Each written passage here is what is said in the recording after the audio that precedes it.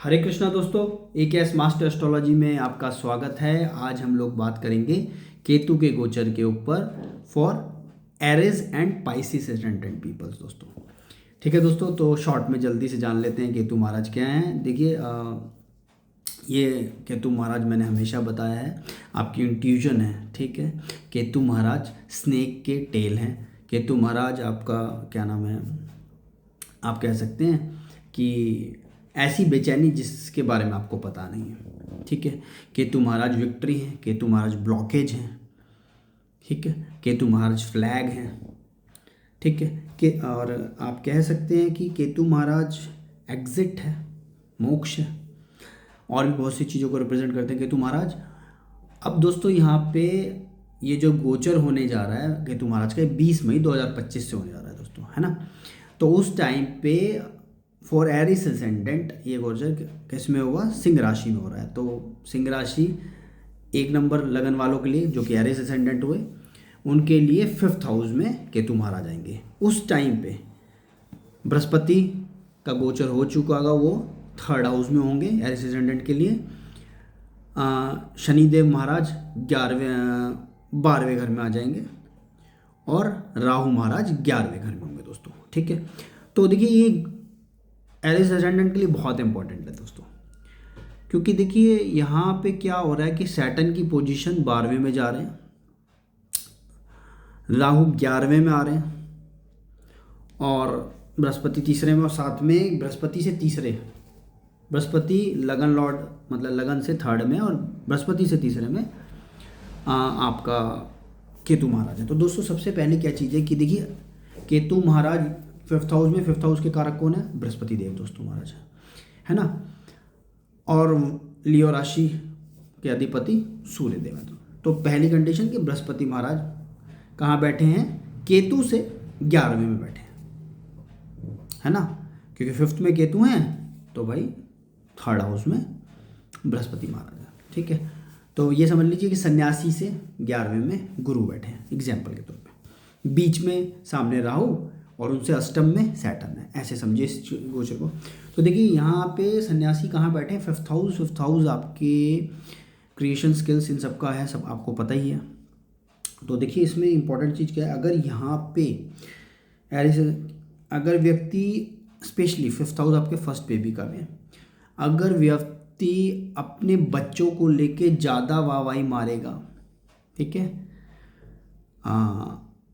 बहुत ही बढ़ा चढ़ा कर बताएगा, अपने स्किल्स के बारे में बहुत अच्छे से बताएगा कि भाई मैं तो बहुत ही तगड़ा क्या नाम है एस्ट्रोलॉजर हूँ, या मैं तो बहुत ही तगड़ा लॉयर हूँ, ठीक है, वट एवर, या मैं बहुत तगड़ा पॉलिटिशियन हूँ, तो दोस्तों कहीं ना कहीं उसको प्रॉब्लम हो जाएगी।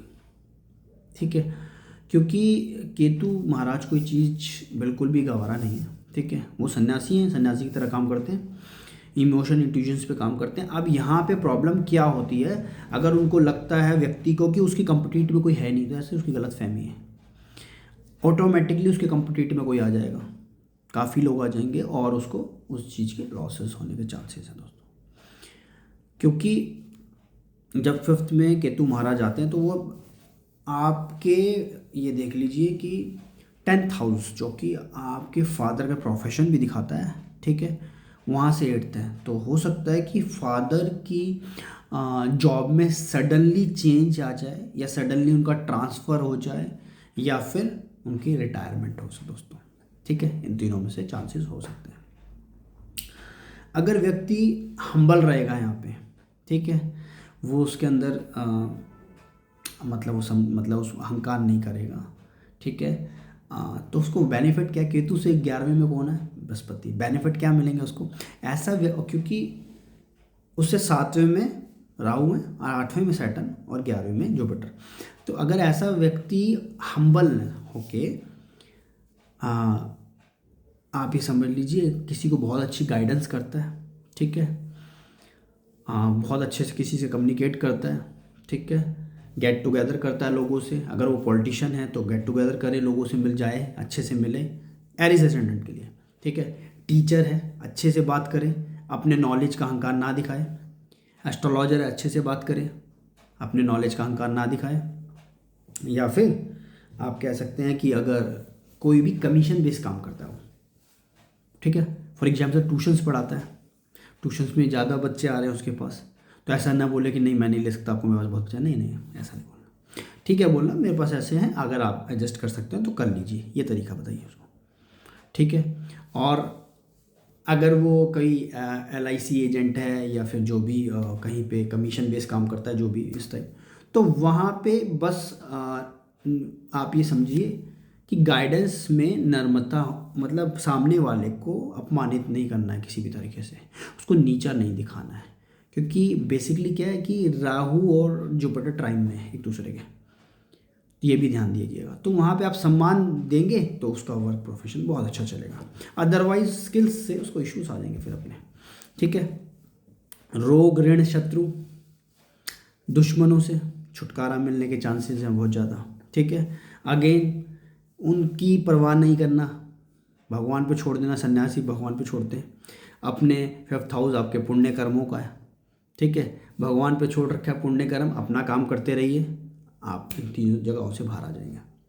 ठीक है, और जो आपके छुपे हुए दुश्मन हैं वो भी, उनके बारे में भी जो आपको पता नहीं था, जिनकी इल्यूजन्स थी, आपको डाउट से कि हैं कि नहीं है, वो भी पिक्चर क्लियर हो जाएगी दोस्तों। ठीक है, ठीक। और इसमें एक इम्पॉर्टेंट चीज़, 5th हाउस में केतु आते हैं तो जो लेडीज़ कंसीव कर रही हैं थोड़ा सा उनको प्रॉब्लम होगी दोस्तों। ठीक है, डॉक्टर्स के पास जाएंगे तो मे बी वो बोलेंगे कि ब्लॉकेज ऑफ ट्यूब्स, ऐसे कुछ बता सकते हैं, तो थोड़ा सा वहाँ प्रॉब्लम क्रिएट होती है। समटाइम्स बेबी ड्रॉप हो जाते हैं। ठीक है, तो थोड़ा सा वहाँ पे भी ध्यान दीजिएगा। यहाँ बृहस्पति का सहारा लीजिए तो बहुत मतलब मदद मिलेगी। और अगर किसी का 5th हाउस में वीनस है दोस्तों और उसकी मैरिज नहीं हो रही है, तो मैरिज के चांसेस हो रहे हैं दोस्तों, उसको उसका पास्ट लाइफ का पार्टनर मिल जाएगा दोस्तों। ठीक है, तो दोस्तों ये मेरी शॉर्ट प्रेडिक्शन थी एरिस एसेंडेंट को लेके। अब दोस्तों पाइसिस एसेंडेंट के लिए बताता हूँ। देखिए पाइसिस एसेंडेंट के लिए, पाइसिस मतलब 12, ठीक है, 12 नंबर लगन में आ गया और 6th हाउस में आपके लियो राशि चली जाएगी। ठीक है, तो लियो राशि 6th हाउस में गई। 6th हाउस के कारक कौन है दोस्तों? मंगल और शनि महाराज हैं दोस्तों। ठीक है, तो पहली इंपॉर्टेंट चीज़ इसके लिए कि भाई मंगल शनि कुंडली के अंदर अच्छे बैठे होने चाहिए। अब यहाँ पे कौन आ गया लियो राशि लेके? केतु महाराज आ गए। लगन में कौन आ गया दोस्तों? शनि महाराज आ गए। ठीक है, चौथे घर में कौन आ गया? बृहस्पति देव आ गए। राहु कहाँ चले गया दोस्तों? आपका 12वें घर में। तो दोस्तों एक इंपॉर्टेंट चीज़, क्या अच्छी चीज़ क्या है कि बृहस्पति और शनि महाराज दोनों केंद्र में आ गए। ठीक है, दोनों केंद्र में हैं और सैटर्न से 6th में केतु महाराज है। ऐसा व्यक्ति बहुत सिंपल चीज़ है, काम करता रहेगा, कोई डायरेक्शन नहीं है, कोई आउटपुट नहीं मिल रहा होगा पर वो काम करेगा।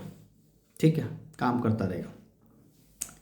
गेन नहीं आ रहा होगा उसको, हो सकता है उसको गेन ना मिले, स्टार्टिंग में काफ़ी मेहनत करता रहे, कोई गेन्स ना मिले, पर सडनली वो ढंग से कर रहा है, उसने अपने आप में अहंकार नहीं रखा है। अगेन इंपॉर्टेंट चीज़ है अपना अहंकार, लोग दिखाना, मतलब अपने जहाँ जॉब प्रोफेशन सर्विसेज दे रहा है, 6th हाउस सर्विसेज का है ना दोस्तों, जॉब प्रोफेशन का ठीक से काम कर रहा है, बस करता जा रहा है, तो अनएक्सपेक्टेड रिजल्ट बहुत अच्छे आएंगे उसको दोस्तों, सडनली गेन्स बढ़ जाएंगे उसके। पहली इंपॉर्टेंट चीज़। दूसरी चीज़ हो सकता है हमें देखने को मिले कि गवर्नमेंट एजुकेशन रिलेटेड पॉलिसीज़ में बदलाव करे कुछ। ठीक है, ये एक इम्पॉर्टेंट चीज़ है कि सडनली वहाँ पे हमें एक बदलाव मिल सकता है देखने को। कहाँ? गवर्नमेंट रिलेटेड, मतलब एजुकेशन पॉलिसीज़ जो है ना, एजुकेशन से रिलेटेड। किसी के फादर का अगर कोर्ट केस चल रहा है, ठीक है, किसी भी कंसर्न से उसे, तो वो हो सकता है अभी लंबा चले, उसके ऊपर रिजल्ट्स आना थोड़ा सा टफ है अभी। ठीक है दोस्तों, देखिए व्यक्ति इस समय पे क्या है ना, जैसे 6th हाउस ना, आप जॉब में केतु महाराज आ गए। अब केतु महाराज बोलते हैं कि भाई मैं तो एफर्ट नहीं लगाना, मैं कोई काम वाम नहीं करूँगा। ठीक है, और केतु महाराज से अष्टम में सैटर्न है, तो अभी यहाँ पे और उनसे अगेन सैटर्न से फोर्थ में जुपिटर है, दोनों केंद्र में है ना, और राहु क्या हम 12वें घर में बैठे हैं। तो अब यहाँ पे केतु महाराज कह रहे हैं भाई मैं तो जॉब प्रोफेशन में कुछ नहीं काम वाम करने वाला। क्यों? अभी उनसे काम कैसे कराना है? तो देखिए यहाँ पे 6th हाउस में केतु महाराज से काम लेना है। अब उनका वो काम में मन ही नहीं लगने देंगे आपका। आपका काम में मन जब लगेगा जब आप उनके हिसाब से काम करेंगे। मेडिटेशन कीजिए, सिंपल सी चीज़, ठीक है। स्पिरिचुअलिटी कीजिए, स्पिरिचुअल मतलब प्रैक्टिसेस कीजिए। एस्ट्रोलॉजी में इंटरेस्ट, एस्ट्रोलॉजी का वीडियो देखिए, एस्ट्रोलॉजी को समझने की कोशिश कीजिए। या पॉलिटिक्स, राजनीति पढ़िए, ठीक है। तो जब आप ये सब चीज़ें थोड़ी थोड़ी सी देखने लगेंगे तब केतु महाराज आपके मतलब फ्री, मतलब उस तरह से वो फिर वर्क करने लगेंगे। बट अगर आप उनको सोचेंगे कि जैसे मैं पहले काम करता था उस हिसाब से काम करूँ, नहीं करेंगे, कोई लेना देना नहीं उनको। वो आपको परेशान कर देंगे, इरिटेट कर देंगे। तो थोड़ा सा उनके हिसाब से काम कीजिए, मेडिटेशन कीजिए, अपने माता पिता का आशीर्वाद लीजिए, ठीक है, वो वर्क करेंगे। एक इम्पॉर्टेंट चीज़ और क्या है दोस्तों कि हेल्थ का ध्यान रखिएगा अपनी, पाइसेस असेंडेंट पीपल, ठीक है। हेल्थ का ध्यान रखना है और किसी भी कोर्ट केस में इन्वॉल्व नहीं होना उनको। अगर ऐसा होगा तो वो आप ये समझ लीजिए ना तो उनका कोई सॉल्यूशन होगा उसको लेके, और ना ही कोई इतना कोई बड़ा इशू होगा जिस मतलब जहाँ पे वो चीज़ मतलब जिस पे वो फाइट कर रहे होंगे, बस वो केस होगा, ऐसे ही चल रहा होगा। तो कोशिश कीजिएगा कि उसमें इन्वॉल्व ही मत होइएगा, ठीक है। तो ऐसे में अगर ऐसा कुछ हो जाता है तो ठीक है, उसको लंबा जाने दीजिए। कोई कोशिश मत कीजिए कि उसको अभी ख़त्म करूं, क्योंकि वो ख़त्म नहीं होगा, अभी वो लंबा जाएगा, ठीक है। और देखिए एक चीज़ और है कि ऐसे व्यक्ति के आप कह सकते हैं कि फॉरेन से जॉब्स ऑफर बहुत मिलेंगे इस व्यक्ति को, या फॉरेन में सेटलमेंट होने के चांस हैं, या क्या नाम है, आप कह सकते हैं कि ट्रिप घूमने के लिए भी जा सकता है फॉरेन ऐसा व्यक्ति, ठीक है। तो दोस्तों ये मेरी प्रेडिक्शन थी, शॉर्ट प्रेडिक्शन पाइसेस एसेंडेंट के लिए, केतु गोचर, केतु महाराज के गोचर के ऊपर। अगर आपको कोई भी चेंजेस लगते हैं एरिस असेंडेंट के लिए या पाइसेस असेंडेंट के लिए तो दोस्तों मेरे साथ ज़रूर शेयर कीजिएगा दोस्तों। हरे कृष्णा।